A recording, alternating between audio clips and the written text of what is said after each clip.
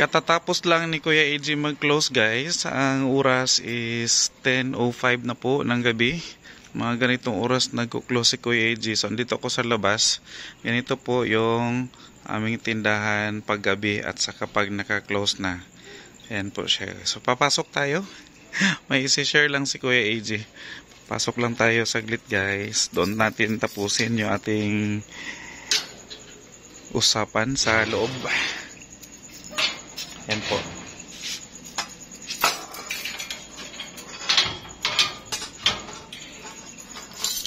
So, pasok tayo.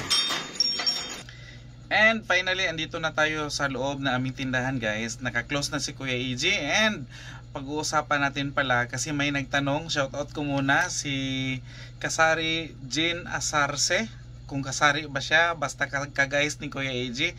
And si Jubel Policar Silvestri. Sila po yung mga nagtanong guys kung magkano daw ba. Ang isa specific siya nagtanong kung magkano daw nagastos ko doon sa pa-roll up. And ang isa nagsabi lang na magkano daw nagastos ko. Si Jean Asarce.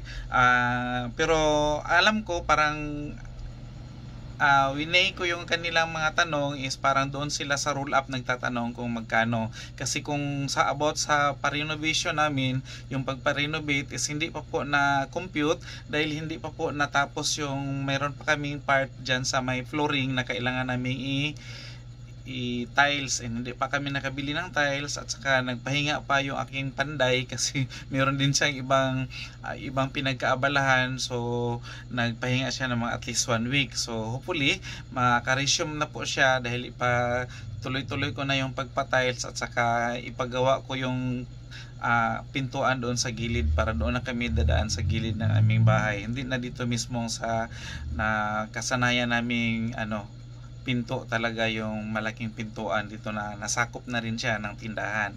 And balik tayo doon guys sa nagtanong kasi yung reels ko is about doon sa roll up, about sa roll up ang aking video, pero yung ano ko doon guys, yaw ko doon is about pa rin sa pagpapalago ng tindahan at kung ano yung mga discarding gagawin para po lumago ang tindahan natin at saka yung lifestyle na rin natin bilang mga kasari, kung paano natin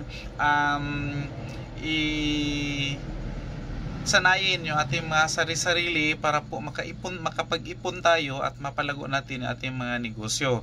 And going back doon sa tanong kung magkano daw ang presyo or nagastos ko sa aking pa-roll up, na sabi ko na ito guys doon sa last vlog ko, yung sa long video, na ang gastos ni Kuya AJ kasi pinasukat ko yan and nasukat na is meron silang rough estimate bago pala masukat is meron silang rough estimate ng mga 16,000 and tinawaran ko nagiging 15,500.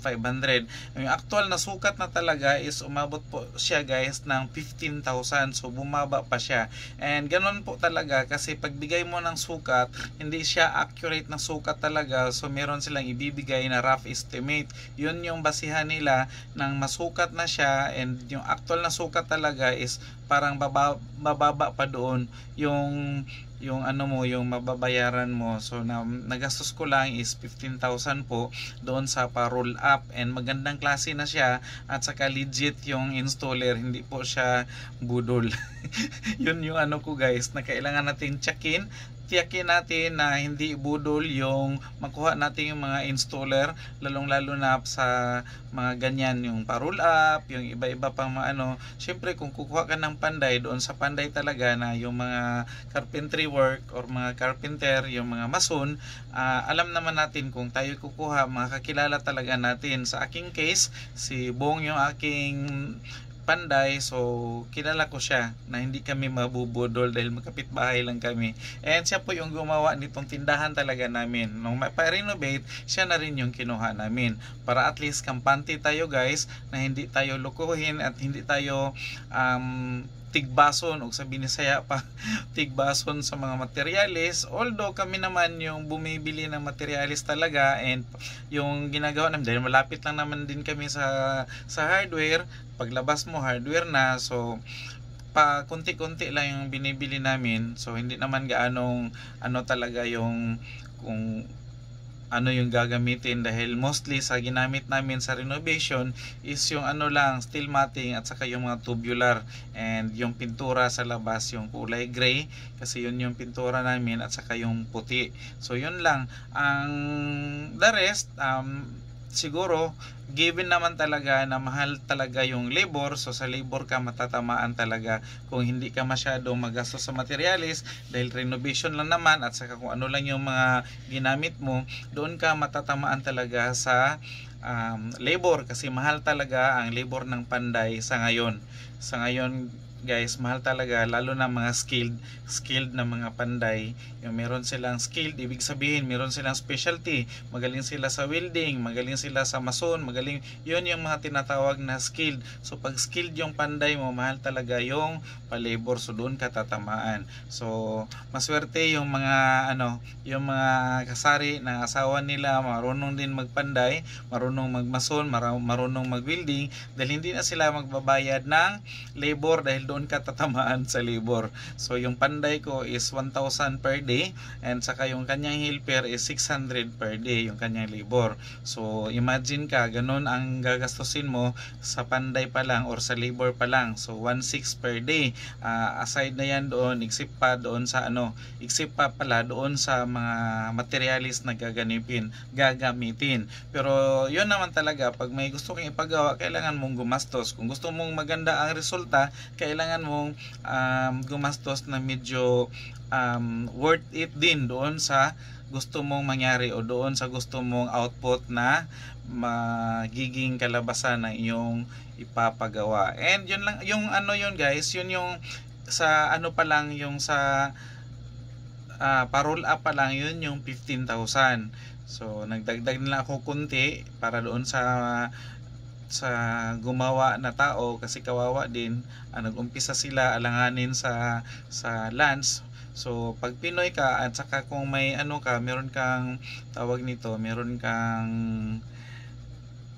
nito, parang na kasanayan mo na rin, or attitude mo na talaga na magbigay ng tip. Kunting tip lang naman guys, pang soft drinks or pang lunch nila. So yun lang yung nagastos ni Kuya AJ doon. So ang resulta is maganda po yung tawag nito, yung quality ng ating pa-roll up.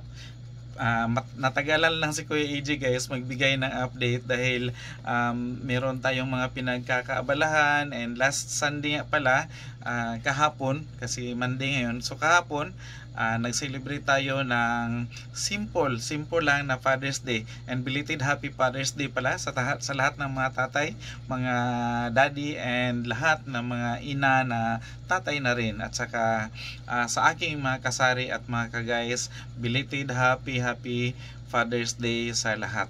Ayun po, and that's all for today na lang mga ka-guys sa share ni Kuya AJ, and antay-antayin and abangan ninyo guys, kasi hindi pa kami tapos mag-display, at saka need pa naming mag-grocery, at saka mamili ng mga karagdagang stocks, dahil hindi kami nakapag-grocery kahapon dahil nga Father's Day. So iba yung pinuntahan namin, umuwi kami sa namin guys, sa province, so hindi kami nakapag-grocery. Hopefully bukas makapag-grocery tayo and makapag-tour na rin. Yun ang abangan niyo guys, makapag-tour na rin si Kuya AJ sa ating pinarenovate na extension, at saka sa kabuuan na rin ng aming tindahan. And bye bye muna for now. Good evening.